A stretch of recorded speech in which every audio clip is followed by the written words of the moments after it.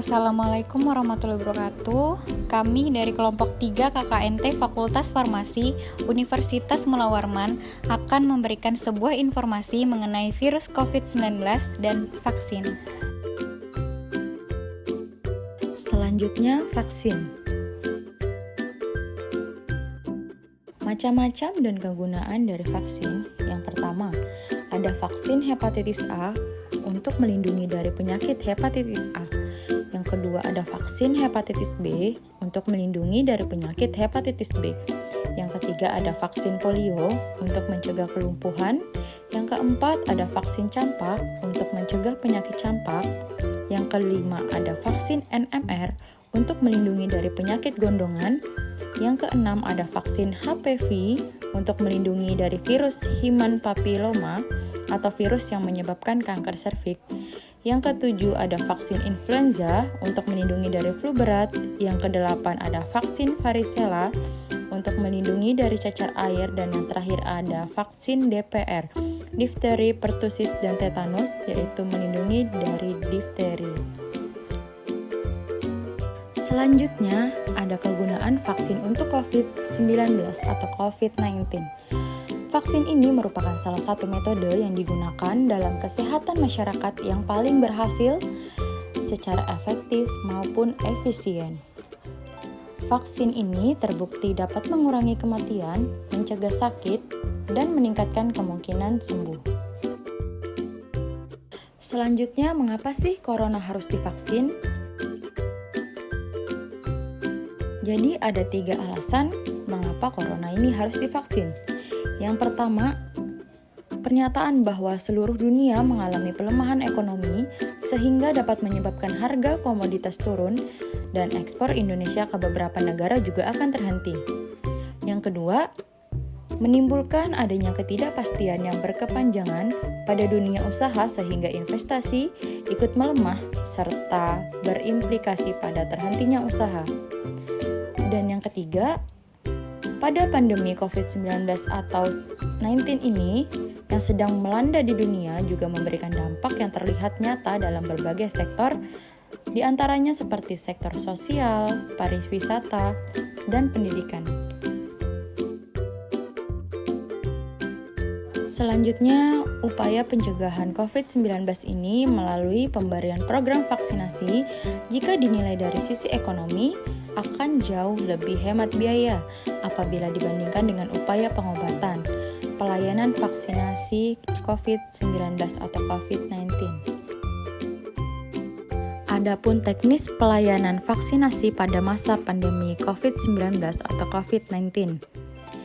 Dinas Kesehatan Provinsi atau Dinas Kesehatan Kabupaten atau Kota dan Puskesmas harus melakukan advokasi kepada pemangku kebijakan setempat, serta berkoordinasi dengan lintas program dan lintas sektor terkait, termasuk seperti organisasi profesi, organisasi kemasyarakatan, organisasi keagamaan, tokoh masyarakat, dan seluruh komponen masyarakat dalam pelaksanaan kegiatan pelayanan vaksinasi COVID-19 atau COVID-19 ini. Selanjutnya adalah pemakaian dosis vaksin. Dosis dan cara pemberian vaksin. Yang pertama ada vaksin Sinovac dengan cara pemberian disuntikan 2 kali 0,5 ml per dosis ke seseorang. Penyuntikan kedua dilakukan di hari ke-14 setelah penyuntikan pertama. Yang kedua ada vaksin Sinopharm dengan cara disuntikan 2 kali 0,5 ml per dosis ke seseorang. Penyuntikan kedua dilakukan di hari ke-21 setelah penyuntikan pertama. Yang ketiga adalah vaksin AstraZeneca, diberikan dengan cara disuntikan sekali atau 2 kali sebanyak 0,5 ml per dosis ke seseorang. Jika disuntik 2 kali, penyuntikan kedua dilakukan di hari ke-28 setelah penyuntikan pertama. Yang keempat adalah vaksin Novavax dengan cara disuntikan 2 kali 0,5 ml per dosis ke seseorang. Penyuntikan kedua dilakukan di hari ke-21 setelah penyuntikan pertama. Yang kelima adalah vaksin Moderna dengan cara disuntikan 2 kali sebanyak 0,5 dosis ke seseorang. Penyuntikan kedua dilakukan di hari ke-28 setelah penyuntikan pertama. Yang terakhir adalah vaksin Pfizer-BioNTech dengan cara disuntikan 2 kali sebanyak 0,3 mili per dosis. Penyuntikan kedua dilakukan di hari ke-28 setelah penyuntikan pertama. Vaksin COVID-19 diberikan melalui suntikan intramuskular di bagian lengan kiri atas dengan menggunakan alat pelindung sekali pakai, sebagaimana terlihat pada gambar di bawah ini. Vaksinasi COVID-19 dilaksanakan dalam 4 tahapan yang mempertimbangkan ketersediaan, waktu kedatangan, dan profil keamanan vaksin. Kelompok prioritas penerima vaksin adalah penduduk yang berdomisili di Indonesia yang berusia lebih dari 18 tahun.